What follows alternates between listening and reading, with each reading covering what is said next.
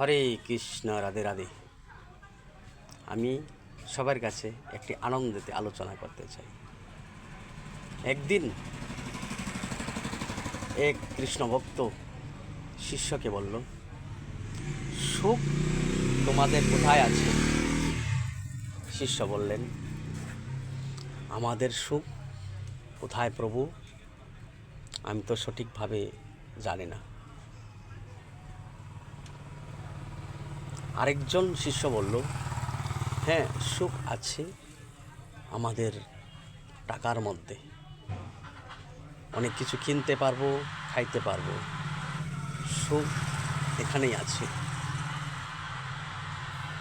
তারপর কৃষ্ণ ভক্ত বললেন, মানুষ সুখ কোথায় থাকে? একজন রুজি 1000 টাকা রোজগার করেন আর 1000 টাকা চান।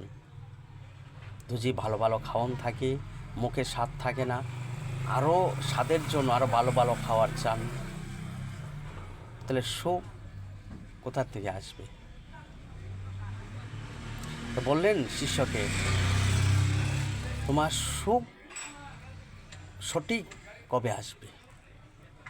তোমার জন্য এখানেই সুখ, আর পাওয়ার কিছু নাই, এমন কি থাকবে? কবে থাকবে? প্রভু, আসবে। আমার সন্তান যেদিন বড় হবে, রোজগার করবে, সেদিন আমি সুখ পাব। অনেক বছর কেটে গেল, ছেলে বড় হলেন। তারপর বললেন, তোমার কি সুখ হয়েছে? কয়, না প্রভু, আরও বাকি আছে। ছেলের সন্তান হলে নাতি হোক, তারপর আমি সুখ পাব। সন্তান ছেলের ঘরে হলো, তারপর বলল, তোমার কি সুখ হয়েছে? কয় না, এখন ছেলে রোজগার করো। ছেলে রোজগার করলো, নিজে রোজগার করলো, এখন কি সুখ হয়েছে? না, বলে আমার আরও কিছু টাকার দরকার আছে। তারপর কয়েক বছর পর আবার বলল, তোমার সুখ কি এসেছে? তারপর বলল, প্রভু, আমার সুখ এখনো আসে নাই।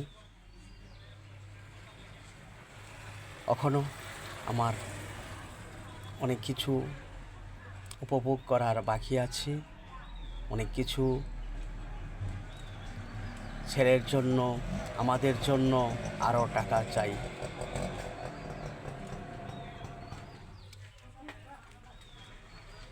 এমন করতে করতে একদিন নিজেই অসুস্থ হয়ে পড়লেন। ডাক্তারের কাছে গেলেন। ডাক্তারে বলল, তোমার তো সময় শেষ। তারপরে বললেন, প্রভু বললেন, তোমাকে সুখ এসেছে? কয়, না প্রভু, আমার দুঃখ এসেছে, কিন্তু সুখ তো আর পাইনি। তাই বলে কেঁদে কেঁদে চলে যাচ্ছে। সুখ আর এই জীবনে হলো না, তাই যেন মৃত্যু হয়ে গেল। হরে কৃষ্ণ, রাধে রাধে।